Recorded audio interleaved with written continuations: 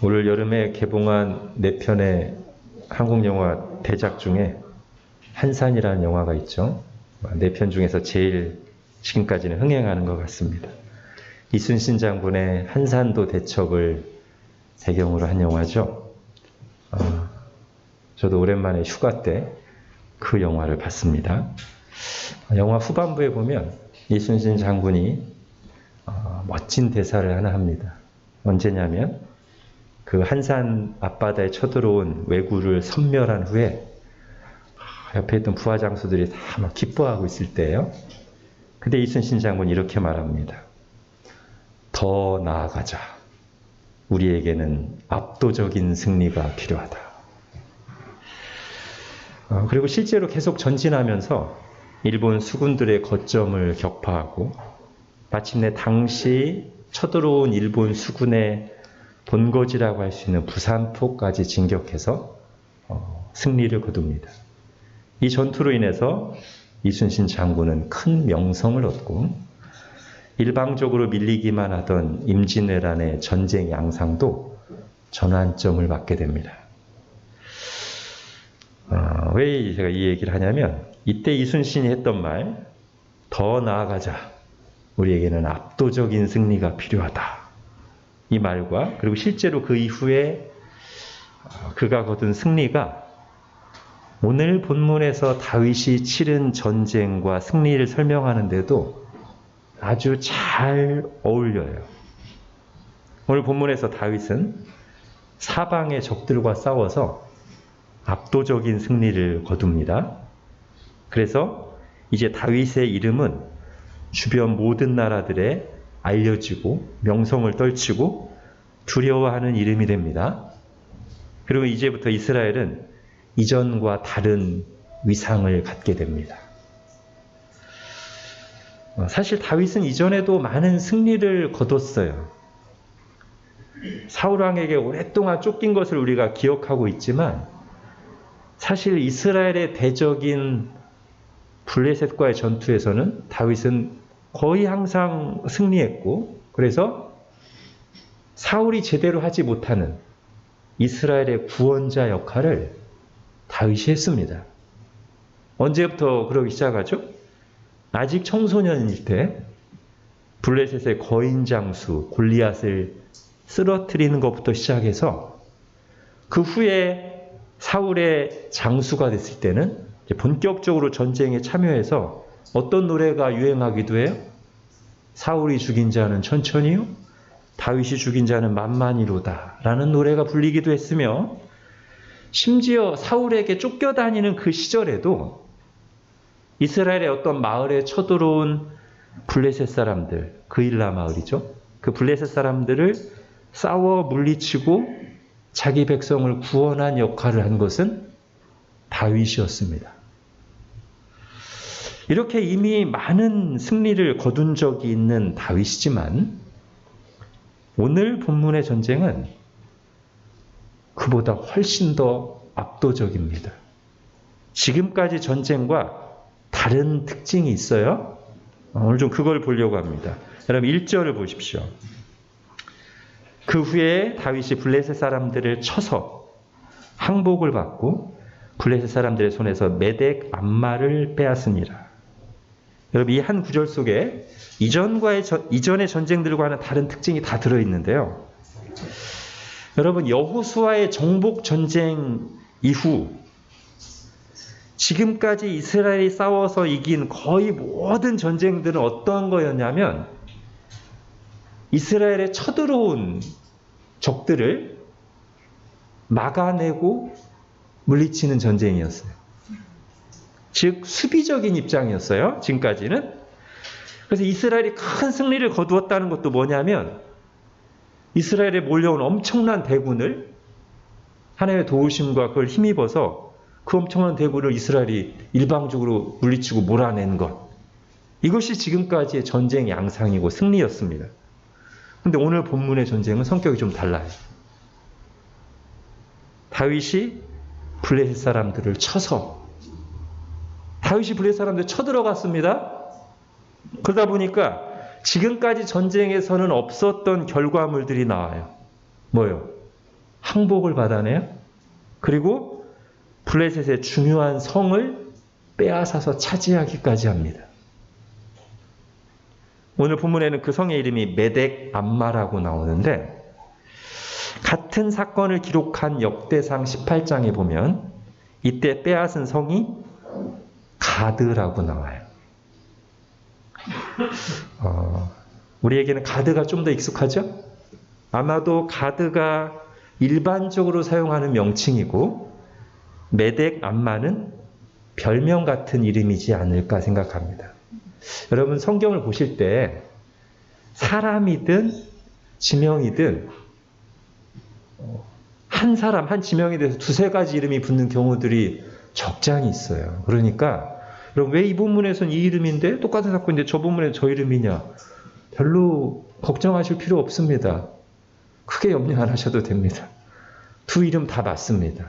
물론 그 중에 주된 이름이 있고 다른 하나는 별칭일 가능성이 많아요. 그러니까 여기 보면 메덱 암마는 여러분 성경에도 아마 각주가 붙어서 그 이름 뜻이 나올 거예요. 그죠? 제 성경에는 모성의 굴레라고 되어 있습니다. 아마도 가드가 블레셋 사람들에게 어머니와 같은 성읍으로서 그만큼 중요하고 유서 깊은 성읍이란 뜻이 아닐까 짐작됩니다. 그리고 우리는 사무엘서에서 이 가드라는 블레셋 도시를 이미 몇 번 들은 적이 있어요. 여러분 기억나시죠? 다윗의 흑역사가 한 번 있었습니다. 사울에게 쫓기다가 그동안 늘 믿음으로 버텼는데 후반부에는 지쳐서 그런지 가지 말아야 될 곳으로 가요. 어디로 가요? 블레셋의 한 도시로 가요. 그 도시가 어디입니까? 가드였어요. 가드왕 아기스에게로 가죠. 거기서 망명 생활을 합니다. 이 가드왕 아기스가 나중에 사울이 전사하는 그 결전, 길보아 전투에서 블레셋 군대의 주력 부대였다는 것을 우리가 성경에서 확인할 수 있습니다. 다윗도 거기에 소속돼서 전쟁을 할 뻔하다가 굉장히 곤란한 상황에 처할 뻔하다가 하나님이 빼주시죠. 그죠? 그게 가드예요. 그리고 그보다 이전에 이스라엘 모든 사람을 벌벌 떨게 했던 블레셋의 거인 장수 골리앗도 어디 출신? 가드 출신이에요. 그러니까 말하자면 가드는 블레셋 사람들에게는 어머니와 같은 유서 깊은 큰 성읍이고, 이스라엘로 보자면 블레셋이 이제 5대 도시 연합체인데요. 그 5대 도시 중에서 이스라엘과 가장 인접해 있으면서 오랫동안 이스라엘을 압제하고 괴롭히는데 선봉 역할을 했던 곳이 가드란 말이에요. 그런데 다윗이 지금 바로 그 성읍에 쳐들어갔어요. 처음 있는 일이에요. 쳐들어가서 함락시키고 아예 그 성을 차지해버렸어요. 그러니까 오늘날로 말하자면 지금까지의 이스라엘의 블레셋과의 전쟁에서 승리는 쳐들어온 적들을 물리친 것, 즉 우리에게 닥친 어떤 어려운 문제, 위기에 맞서서 싸워서 극복하는 종류의 승리였다면, 오늘 본문의 다윗의 승리는 그동안 반복적으로 나를 힘들게 하던 문제의 근원까지 파고 들어가서 뿌리를 뽑아버리는 거예요. 또는 그냥 가만히 있으면 어려움이 없는데 굳이 안주하지 않고 하나님의 뜻을 이루기 위해서 앞으로 나아가 싸우고 사명을 성취한 종류, 그런 성격을 가진 전쟁이고 승리예요. 다윗은 이런 성격의 전쟁을 이스라엘 사방으로 수행합니다. 그리고 압도적인 승리를 거둬요. 오늘 1절부터 14절까지 간략하게 볼게요. 먼저 1절에 블레셋이었어요. 블레셋이 이스라엘 입장에서 동서남북 어디에 있을까요? 여러분 오늘날 그 블레셋의 후손이 이제 팔레스타인이라고 보면 큰 무리가 없을 텐데, 팔레스타인 사람들이 지금 어디 있어요? 이스라엘 가자 지구에 있어요. 그죠? 뉴스에서 보시죠? 가자 지구가 해안가입니다. 지중해 쪽. 그러니까 이스라엘에서 서쪽. 그러니까 1절은 다윗이 이스라엘 서쪽에 있는 적들을 물리친 거예요. 2절은 어디예요? 2절에서 모압 얘기가 나와요. 모압을 또 우리가 알죠? 모압은 어디입니까? 이스라엘이 가나안 땅 들어오기 전에 제일 마지막 머물렀던 땅이 모압이죠. 모압 평지에서 모세가 길게 설교한 게 신명기잖아요. 그죠? 그러고 나서 이제 요단강을 건너서 이스라엘로 들어온다고요. 그러니까 이스라엘 동쪽에 있는 게 모압이에요. 자, 동쪽도 정벌했어요. 자, 그 다음에 3절부터 12절까지 좀 긴데 여기는 소바와 다메섹과 하맛이 나옵니다. 여러분, 다메섹은 이 중에서 우리가 어느 정도 위치를 알 수 있어요. 다메섹 하면 누가 생각납니까? 사도 바울, 그죠? 바울이 해외까지 가서 그리스도인들을 잡아오려고 막 나섰다가 그 길에서 다메섹 집가라고 하는 거리, 고든 길이라고 하는 그 길에서 예수님 만나잖아요. 그 다메섹이 어디예요? 바울이 어디로 간 거예요? 북쪽으로 간 거예요. 오늘날 시리아, 아람, 여기 오늘 성경 아람. 북쪽이에요. 3절부터 12절까지는 북쪽 지방을 평정한 거예요. 마지막 13, 14절은 에돔이 나와요. 에돔은 남쪽입니다. 그러니까 지금 다윗이 사방으로 써요. 사방으로. 그리고 다 이겼어요. 이 전쟁과 승리에 대해서, 그리고 특히 그 이유와 의미에 대해서 좀 살펴보려고 합니다. 첫 번째 질문이 이거예요. 다윗이 이렇게 압도적인 승리를 할 수 있었던 이유가 뭔가? 이 질문에 대해서는 오늘 본문에 아주 분명하게 답이 나오죠? 두 번에 걸쳐서 6절 보십시오. 6절 뒷부분. 다윗이 어디로 가든지 여호와께서 이기게 하십니다. 다시 한번 14절 뒷부분에 똑같이 다윗이 어디로 가든지 여호와께서 이기게 하셨더라. 여러분, 오랜 시간 동안 주변 민족들의 시달림을 받던 나라가 갑자기 강력해져서 짧은 시간 동안 한 곳도 아니고 사방의 적들을 일방적으로 압도적으로 평정하는 것은 일상적으로 일어날 수 있는 일이 아닙니다. 사람의 힘으로 할 수 있는 일이 아니에요. 오늘 본문이 그 사실을 단도직입적으로 말하고 있어요. 맞다.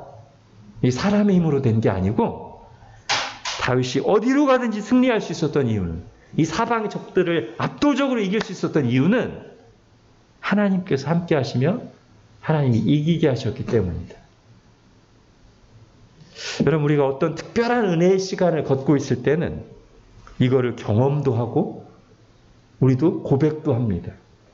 즉, 내가 생각해도 이거 내 힘으로 할 수 있는 게 아닌 게 너무 분명할 때가 있어요. 계획을 세우고 일을 진행하고 실제로 하나하나 추진하는데 놀랍게 타이밍이 맞고 생각지도 못한 막 도움의 손길들이 나타나며 그때 필요한 지혜와 힘이 주어져서 이 보이지 않는 손길이 함께하고 있음을 고백하지 않을 수 없는 때가 있어요. 물론 그때만 하나님이 도와주시는 건 아니에요. 그런데 특별히 그런 시즌이 있어요. 그러면 이거 진짜 내 힘으로 한 게 아니다. 하나님의 은혜예요. 고백하게 되죠. 자, 수많은 전쟁과 삶의 경험에서 하나님의 이런 은혜와 능력을 통해 승리를 경험한 다윗은 시편에서 이렇게 고백했습니다. 어떤 사람은 병거, 어떤 사람은 말을 의지하나 우리는 여호와 우리 하나님의 이름을 자랑하리로다. 그들은 비틀거리며 엎드러지고 우리는 일어나 바로 서도다. 지금 우리 현실에 해당하는 것으로 변용한다면 이런 말이 되겠죠. 어떤 이는 돈, 어떤 이는 다른 힘 있는 사람들의 도움을 의지하나 나는 나의 하나님을 의지하리로다. 이런 뜻입니다. 해석이 필요해요. 이런 것들, 즉 병거, 말, 돈, 사람이 불필요하다거나 소홀하라는 뜻이 아닙니다. 사실 하나님이 우리 도우실 때 이런 거 사용하시잖아요. 하나님께서 우리에게 필요한 지혜와 아이디어를 주실 때 다른 사람과 책을 사용하시고요.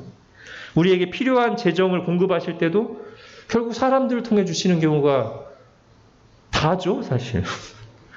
우리의 건강 문제를 발견하게 하시고 회복하게 하실 때 의사와 병원과 약을 사용하시죠? 여러분, 의지하지 않는다는 말이 아무것도 필요로 하지 않거나 사용되지 않는다는 뜻이 아닙니다. 그렇게 우리가 극단적으로 생각하면 하나님이 즐겨 사용하시는 방법, 일반 은총을 거부하는 것이 될 수 있어요. 하나님 왜 다 필요 없어? 이런 식으로 가면 안 됩니다. 핵심은 그게 아니에요. 눈에 보이는 그 모든 것들보다, 심지어 하나님이 그것들을 주셨고 하나님 그것을 사용하실지라도 내 마음속에서는 누구를 의지해야 된다는 거예요? 하나님을 의지해야 된다는 거예요. 즉 그 모든 것들이 잘 갖추어져 있을지라도 하나님의 뜻에 맞지 않고 하나님이 도와주시지 않으면 생각지도 못하게 한순간에 무너질 수 있고요.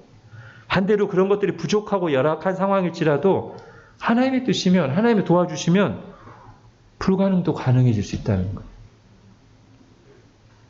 그러니 필요한 것들을 잘 준비하고 갖추고 성실히 임하되 우리 마음 중심에서는 정말로 성패가 하나님께 달려있다고. 네? 정말로 하나님께 달려있다고 진실하게 고백하고, 그럼 그게 어떤 실천으로 나와야 될까요? 먼저는 하나님께 도와달라고 진실한 믿음으로 기도할 것이고, 두 번째는 하나님의 인도하심을 구할 것이고, 그 다음에는 순종하겠죠.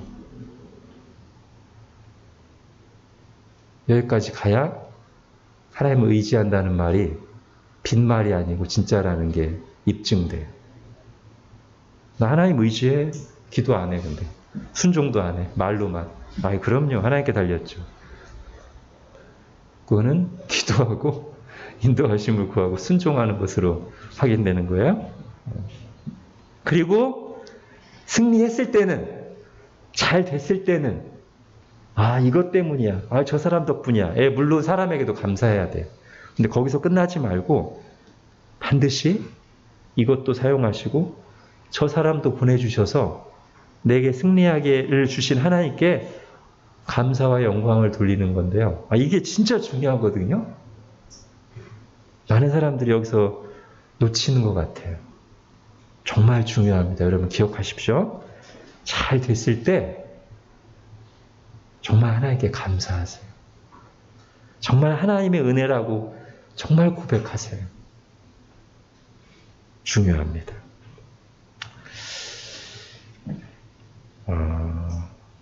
여러분, 우리의 신앙이 어떻게 형성될까요? 이런 것들이 다, 이런 믿음의 고백들, 경험들, 그런 것들이 하나하나 쌓여서 우리의 신앙과 삶이 되죠. 그러니까 믿음은 단기 속성반으로 성숙해지는 경우가 없습니다. 여러 경험들과 나의 순간의 선택들과 그 선택에 대해서 책임지고 하나님을 의지하는 싸움들, 그런 것들이, 고민들, 거기서 하나님을 경험하는 일들, 그런 것들이 엮이고 모여서 형성되죠. 그러니까 오늘 우리의 경험들, 우리가 놓인 상황들, 거기서 우리의 선택들과 고백들이 5년 뒤, 10년 뒤 우리의 신앙의 모습을 형성하는 재료들이 되는 것입니다. 자, 이제 오늘 본문의 승리에 대해서 이제 두 번째 질문을 해보려고 하는데요. 아까 첫 번째는 쉬웠죠. 단순하고. 다윗이 왜 이토록 압도적인 승리를 거둘 수 있었는가? 그에 대한 오늘 본문의 분명한 대답은 하나님께서 승리를 주셨기 때문에. 이게 이제 오늘 본문에 나온 명백한 거예요. 그럼 다시 우리는 이렇게 질문하고 싶어집니다. 근데 하나님께서 왜 다윗에게 이런 승리를 주셨어요? 그러니까 하나님이 승리를 주셔서 이겼는데 하나님 왜 다윗에게 승리를 주셨어요? 나한테도 좀 주시지. 예, 질문할 수 있잖아요. 여러분 1절에 힌트가 있어요. 1절. 같이 한번 다시 읽어보겠습니다. 시작. 그 후에 다윗이 블레셋 사람들을 쳐서 항복을 받고 블레셋 사람들의 손에서 메덱 암마를 빼앗습니다. 네, 힌트는 그 후에라는 말에 있습니다. 자, 그 후라고 했는데 오늘 본문 앞에 어떤 사건이 있었어요? 이거 모르시면 안 되죠. 우리가 지난 몇 주에 걸쳐서 살펴봤잖아요. 사무엘 7장이 어떤 내용이에요? 하나님께서 다윗에게 언약을 주시는 거잖아요. 다윗 언약. 즉 다윗에게 장차 하나님이 이루실 놀라운 일에 대한 계시와 약속을 주셨어요. 그리고 다윗은 그 약속을 붙잡고 그 말씀대로 이루어 주십시오라고 기도한 걸로 우리 지난주까지 7장 끝났어요. 그죠? 그 후에 오늘 본문이 나오는 거예요. 자, 그러면 오랫동안 우리가 했지만 7장의 일부를 제가 읽어드릴게요. 잘 들어보십시오. 사무엘 7장 10절부터 13절까지 일부만 읽겠습니다. 내가 또 내 백성 이스라엘을 위하여 한 곳을 정하여 악한 종류로 전과 같이 그들을 해하지 못하게 하여 또 너를 모든 원수에게서 벗어나 편히 쉬게 하리라. 그의 나라를 견고하게 하리라. 그의 나라와 왕위를 견고하게 하리라. 이게 다윗 언약에 나오는 약속의 내용 중에 가장 많이 나오는 내용이거든요. 즉 이전 시대와 달리, 이전 시대라면 주로 사사시대겠죠. 사사시대는 사방에서 적들의 침공을 받았어요. 그죠? 미디안, 암몬, 모압, 구스, 가나안 막 등등. 그 시대와 달리 이제 다윗과 그의 아들 때에는 대적들이 이스라엘에게 해를 끼치지 못하게 할 것이고 모든 원수에게서 벗어나 편히 쉬게 할 것이며 그리하여서 다윗과 그의 아들 나라의 왕권을 그 나라를 견고하게 할 것이고 그렇게 이스라엘이 평온해진 때 다윗의 씨를 통해서 하나님의 성전을 건축하게 할 것이라는 말씀이 다윗 언약의 내용이에요. 물론 우리는 이 말씀의 궁극적인 성취는 예수 그리스도를 통해서 이루어진다는 걸 알지만 또 우리가 뭣도 알아요? 1차적인 성취는 다윗의 직계 아들인 솔로몬 시대에 예표로 성취된다는 걸 알고 있죠? 그렇다면 우리가 오늘 본문에 나오는 이 놀라운 승리들에 대해서 좀 더 깊은 이해를 갖게 됩니다. 즉, 지금 이 승리들은 앞장에 나왔던 다윗에게 주신 말씀, 약속들을 성취하시는 사건이라는 거예요. 오늘 본문에 나오는 이 전쟁들, 이 승리들은 그냥 이 자체로 의미 있는 게 아니라 단절된 사건이 아니라는 거예요. 그 앞에서 하나님이 주신 말씀과 연결되는 사건이라는 거예요. 하나님께서 다윗 언약에서 이루겠다고 하신 말씀들이 지금 8장, 그 후에 8장에서 실제로 일어나고 있는 것이란 말이죠.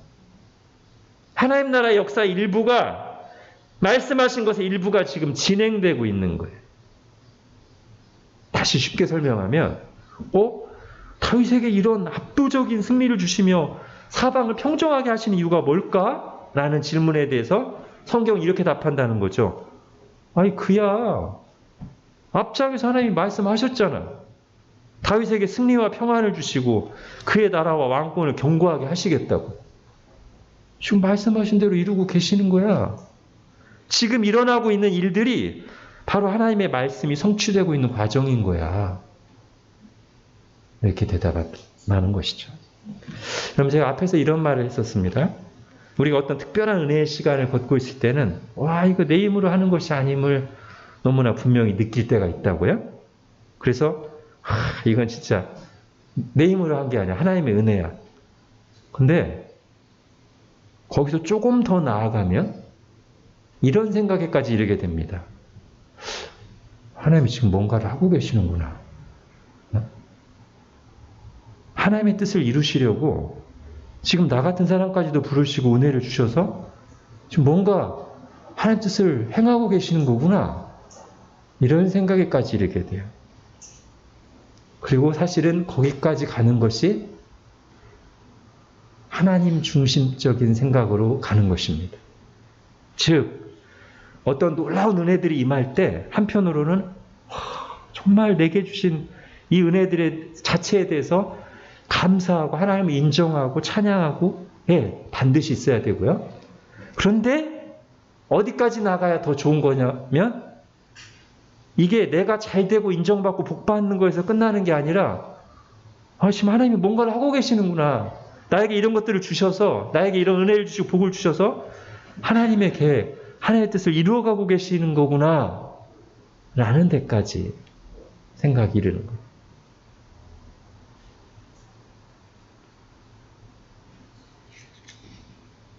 그러면 이제 자기 중심에서 하나님 중심으로 한 걸음 나아간 것이 됩니다. 사실 다윗은 이전에도 그런 깨달음을 얻은 적이 있어요.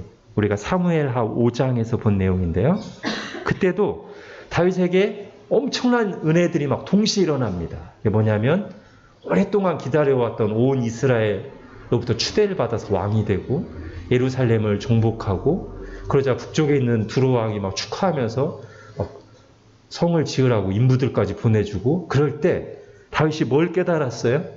사무엘하 5장 12절에 보면 다윗이 여호와께서 자기를 세우사 이스라엘 왕으로 삼으신 것과 그의 백성 이스라엘을 위하여 그 나라를 높이신 것을 알았더라. 이렇게 깨달았어요. 그러니까 다윗은 아무것도 아닌 자신을 왕으로 삼으시고 높이신 것에 대해서 하나님께 정말 감사했습니다. 그러나 거기서 머물지 않고 나를 왕으로 세우신, 나에게 이런 은혜와 복을 주신 하나님의 뜻이 있음을 생각했어요. 즉 내가 왕이 되고 높아지는 것보다 더 중요한 것은 하나님께서 그의 백성 이스라엘 택하시고 영광스럽게 하신다는 거예요. 하나님 나라를 이루어 가신다는 거예요. 여러분 요셉도 그랬죠? 자신이 고생하다가 애굽의 총리가 되고 나서 아유 나를 그렇게 고생하게 하시더니 결국 애굽 총리 되게 하시려고 그랬구나. 아이 좋은 거 주시려고 그동안 그렇게 고생시키셨구만. 그냥 틀린 생각은 아니에요. 그러나 거기에만 머물게 되면 문제가 돼요. 그러나 요셉은 거기 머물지 않았죠? 형들에게 했던 고백을 들어보면 아 결국 나 총리 되게 하시려고 그 고생 시키셨구나 해서 머물지 않고 하나님이 당신들 구원하시려고 자기 백성을 구원하시려고 나를 먼저 보내시고 나를 세우신 거예요. 그러자 모든 게 해석돼요. 그리고 용서도 일어나요. 그걸 우리는 하나님 중심적이라고 얘기하는 거예요. 그죠? 만약에 똑같이 복을 받았어도 아이고 나 이렇게 복 주시려고 고생하게 하셨구만 이거 하면 복을 받긴 받았는데 아직 자기중심적인 유아적 신앙에 머물러 있는 거예요. 그러나 다윗과 요셉은 한 걸음 나갔어요. 하나님 중심적인 사고로. 그래서 하나님이 주신 그 복, 그 자리, 그 지혜를 가지고 하나님의 일을 열심히 했어요. 그 자리에서. 다윗도 지금 그렇게 하고 있는 것이고 요셉도 그랬어요. 하나님께서 우리에게 은혜를 주셔서 우리의 마음과 생각이 거기까지 이르게 하시기를 바랍니다. 한편으로는 하나님이 과거에 또는 지금 우리에게 주신 또 주고 계신 그 은혜들을 생각나고 깨닫게 하셔서 하나님께 감사와 영광을 돌리게 하시고 그러나 거기서 더 나아가서 하나님께서 왜 내게 그런 은혜를 과거에 주셨지? 그리고 지금 내게 이런 은혜와 복을 주고 계시지를 생각하면서 좀 더 하나님 중심적으로 반응하고 그 은혜 받은 자리에서 하나님 주신 것으로 사명을 감당하게 하시기를 바랍니다. 이제 하나만 더 생각해 보겠습니다. 짧게 나오긴 하지만 오늘 본문에서 빼놓을 수 없는 내용이죠. 그럼 15절을 보십시오. 같이 읽겠습니다. 시작. 다윗이 온 이스라엘을 다스려 다윗이 모든 백성에게 정의와 공의를 행할세. 예. 그럼 다윗은 이스라엘의 왕입니다. 밖으로는 대적들을 물리치며 이스라엘을 구원하는 역할을 했다면 안으로는 그의 백성 이스라엘을 하나님의 뜻대로 다스리는 역할도 해야 되는데 방금 읽은 구절은 다윗이 그 통치의 역할도 잘 했다는 거예요. 그죠? 하나님의 말씀을 따라 모든 백성들을 정의와 공의로 다스렸어요. 또는 공평과 정의로 다스렸어요. 여러분 이 통치가 앞에 나오는 이 사방 적들과의 싸움을 다 마치고 나서 이제 싸움 끝났으니까 통치 좀 해보자 이렇게 한 거 아니죠, 그죠? 동시에 일어난 거예요. 안으로는 이렇게 공평과 정의로 내치를 하면서 동시에 그때 사방의 적들과 싸운 거죠, 그죠? 그러면 우리가 이제 이렇게 생각할 수도 있습니다. 이렇게 다윗이 하나님의 말씀에 순종해서 정의와 공의를 행한 것이 그가 전쟁할 때 하나님께서 그와 함께 하시며 승리를 주시는 이유 중 하나일 수 있겠다. 이 생각도 우리가 하는 거예요. 종합적으로 정리하면 이런 겁니다. 다윗이 가는 곳마다 승리할 수 있었던 것은 한편으로는 하나님이 말씀대로 행하시는 거예요. 그죠? 하나님이 다윗에게 주신 말씀을 이루시기 위해서 하나님이 말씀대로 행하신 것이고, 또 한편으로는 다윗이 말씀대로 행하니까, 다윗이 말씀대로 공평과 정의로 다스리니까 하나님이 그것을 기뻐하시면서 복을 주신 결과라고 할 수도 있어요. 이전에 많이 쓰이던 표현으로 하면 오늘 본문에 나온 이 놀라운 승리는 하나님이 당신의 말씀을 성취하시려고 일하신 하나님의 열심의 결과이자, 다른 한편으로는 다윗이 하나님의 말씀에 순종해서 주신 복, 그 결과이기도 하다. 그리고 이것이 성경이 말하는 복의 원리를 전체적으로 이해하는 데 좀 도움이 됩니다. 그러니까 성경이 말하는 복의 원리는 이런 거예요. 제일 먼저 항상 뭐가 있어요? 하나님의 은혜 주심이 있어요. 거기서부터 모든 게 시작돼요. 그럼 그 은혜를 받은 사람이 그 은혜에 반응해서 순종을 해요. 그러면 또 하나님 그 순종을 기쁘게 받으시고 순종하는 이에게 복을 주세요. 여러분, 저는 이 순서도 바뀌지 않고 지켜지기를 바라고, 그리고 또 하나는 이 중에 일부만 선택되지 않고 모두가 다 받아들여지기를 바랍니다. 순서의 중요함은 결국 사람이 뭘 해야 그 다음에 하나님 일하시는 그게 아니에요. 그건 정말 아니에요. 하나님의 은혜로부터 시작돼요. 오늘 본문도 보세요. 다윗이 하나님 위해서 뭘 하겠다고 하니까 노. 네가 나를 위해서 뭘 하겠다고. 아니야. 내가 널 위해서 할 거야. 내가 내 백성을 위해서 일할 거야 하면서 하나님의 계획을 쭉 얘기하시고, 그리고 하나님이 승리를 주시는 거예요. 그게 번째예요. 그럼 거기에 감사해서 다윗이 정말요 주님, 제가 그 말씀 붙잡고 기도하겠습니다 하고, 그 말씀 붙잡고 기도하기도 하고 말씀대로 공의와 정의로 다스리니까 하나님이 네가 내 말씀대로 하는구나 하면서 또 기뻐하시면서 순종하는 에게 복을 주시는, 이 순서가 잘 지켜져야 되고, 또 하나는 이 중에 너무 하나만 강조해서 하나님의 열심만 강조해서 우리는 결국 별로 할 것도 없는 것처럼 그렇게 가도 안 되고요. 사람이 결국 순종해야 행함이 중요한 거 아닙니까 하다가 자칫 더 중요한 하나님의 은혜와 뜻과 선택을 놓쳐버린 일이 없어야 돼요. 하나님의 복의 원리를 잘 균형 있게 이해합시다. 자, 그럼 우리가 이제 승리하는 삶을 살아야 하는데 어떤 싸움에서 승리해야 될까요? 우리가 항상 구약에서 신약으로 넘어올 때는 바로 적용은 안 돼요. 그죠? 구약의 승리는 대부분 실제 전쟁이란 말이에요. 우리가 그런 전쟁을 할 리가 없잖아요. 우리에게 여러 가지 삶의 전쟁들이 있어요. 그죠? 삶의 정황들이 있어요. 어떤 종류이든지 다 이기면 좋겠지만 그럴 수는 없습니다. 하나님 그렇게 약속하지도 않으셨고요. 당연한 얘기지만 이렇게 정리하면 될 것 같아요. 꼭 이겨야 될 싸움에서 이기면 된다. 그렇지 않은 싸움에서는 져도 된다. 어떤 것들이 있을까요? 1등하기 위한 경쟁, 어떤 이익을 위한 추구, 사람들과의 말다툼, 자존심 싸움,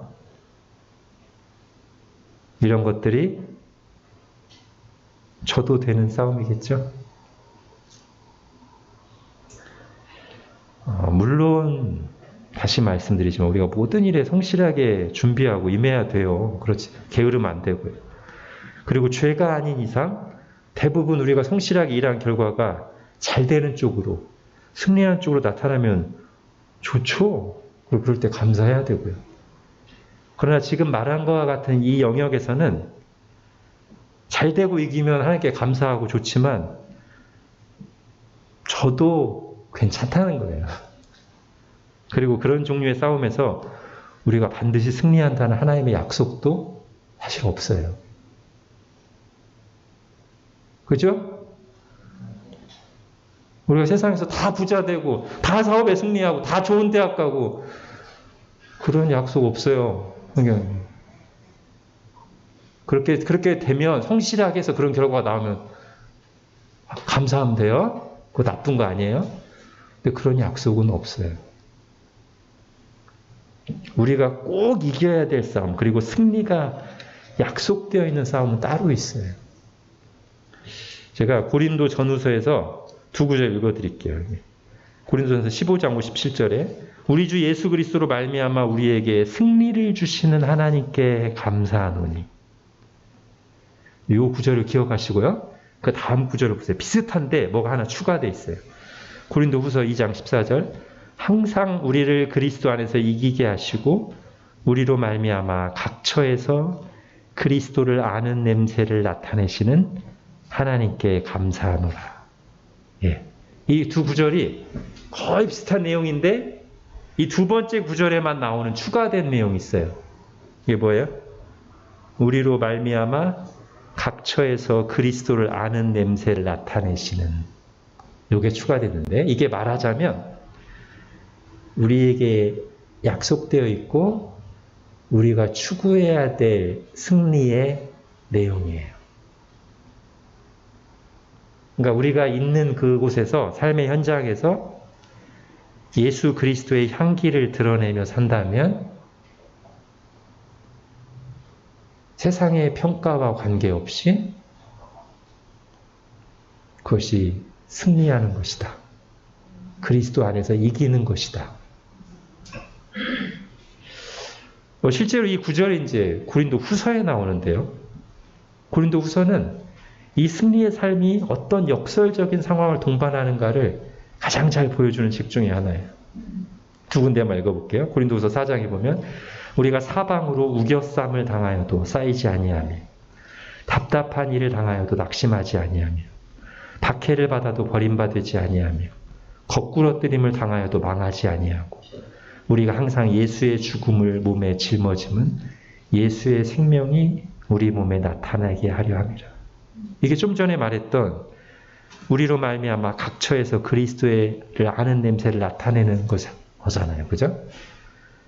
자, 더 이거보다 자세히 나온 구절이 있습니다. 고린도서 6장에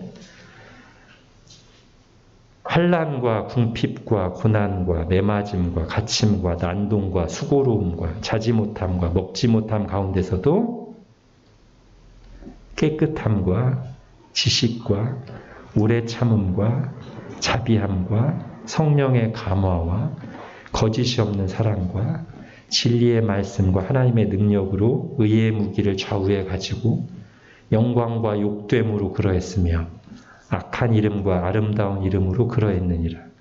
우리는 속이는 자 같으나 참되고 무명한 자 같으나 유명한 자요 죽은 자 같으나 보라 우리가 살아있고 징계를 받는 자 같으나 죽임을 당하지 아니하고 근심하는 자 같으나 항상 기뻐하고 가난한 자 같으나 많은 사람을 부유하게 하고 아무것도 없는 자 같으나 모든 것을 가진 자로다.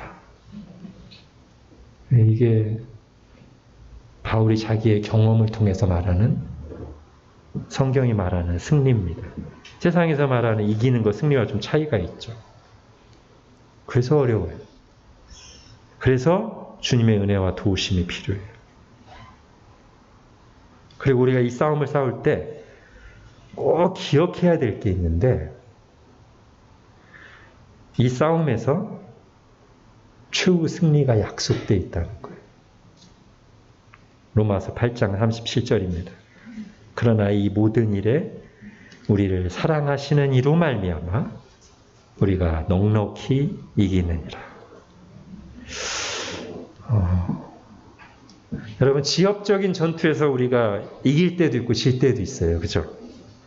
그러나 전체 전쟁에서는 이미 승리가 결정돼 있어요. 누구 때문에? 예수 그리스도 때문에. 그리고 전쟁이 다 끝났을 때는 뭐 중간에 전사한 사람이든 막 다친 사람이든 모든 사람들이 이 전쟁이 끝났을 때는 그 승리를 영원한 영광과 함께 누릴 것이 약속돼 있어요. 여러분, 우리가 싸울 때 이것을 알고 믿고 싸우는 게 왜 중요합니까? 두려움과 패배의식은 싸우기도 전부터 패하게 만들기 쉬워요. 우리의 마음가짐이 우리의 각계 전투에서의 승리 여부에 실제로 큰 영향을 미칩니다. 군대 용어로 말하자면 승리할 것이라는 확신의 여부가 사기에 지대한 영향을 미치고 그 사기는 실제 싸움의 성패에 지대한 영향을 미쳐요. 여러분, 하나님은 우리가 이 세상에 살 때 어떤 마음으로 살기를 원하실까요? 생각해 보십시오. 하나님께서 우리를 당신의 군대로 부르셨어요. 총사령관은 예수 그리스도세요. 네. 그럼 우리를 군대로 부르신 하나님은 우리가 어떤 마음으로 전쟁에 임하고 싸우기를 원하실까요? 어차피 질 거 뭐. 이런 마음? 싸워봐도 안 되대. 나는 못해요. 아니겠죠? 우리에게 승리를 주시기 위해서 십자가를 지시고 부활하셨고 하늘과 땅의 모든 권세를 가지고 계신다고, 그리고 우리와 함께 하신다고 약속하시며 도우시는 주님은 우리가 승리의 확신을 가지고 싸우기를 원하실 겁니다. 당연히. 여러분, 우리는 의도적으로 승리의 찬양을 부를 필요가 있습니다. 우리가 종종 눈에 보이는 세상을 보며 놓치고 있던 사실, 즉 우리 주님이 이미 승리하셨고 압도적으로 승리하셨고, 그리고 우리 앞에는 최후 승리가 보장된 싸움, 주님이 함께 하시며 도우시는 전투가 있다는 사실을 다시 기억하며 붙들고 영적 사기를 고취시키기 위해서 일부러 종종 승리의 찬양을 부를 필요가 있습니다. 군대 가면 막 사기를 북돋우는 군가를 부리며 진군하듯이 우리도 승리의 찬양을 부를 필요가 있어요. 기도하겠습니다. 하나님, 오늘 다윗이 이전까지 이스라엘의 형편에서는 상상도 할 수 없는 사방의 적들을 일방적으로 평정하는 압도적인 승리를 거두었는데, 이것은 하나님께서 그 앞에서 말씀하신 하나님의 뜻을 성취하시는 일로서 나타난 것이고, 또 한편으로는 다윗이 하나님의 말씀대로 순종함에 거기에 하나님이 기뻐하시며 복 주신 결과로 나타난 것임을 다시금 들었습니다. 그리고 오늘 다윗이 이렇게 압도적으로 승리한 것처럼 이미 예수 그리스도께서 승리하셨고 우리가 그 안에 있으며 최후 승리가 보장된 싸움으로 부름받았다는 사실을 다시 들었습니다. 우리의 온전하지 못함과 연약함 때문에 지역적인 전투에서는 실패하고 넘어질 때도 있지만, 그러나 우리에게 이미 최후 승리가 약속되어 있음을 기억하면서 오늘도 승리의 찬양을 부르며 주님을 바라보며 이 싸움을 싸워나가는 저희들 되게 하여 주옵소서. 예수님의 이름으로 기도합니다. 아멘.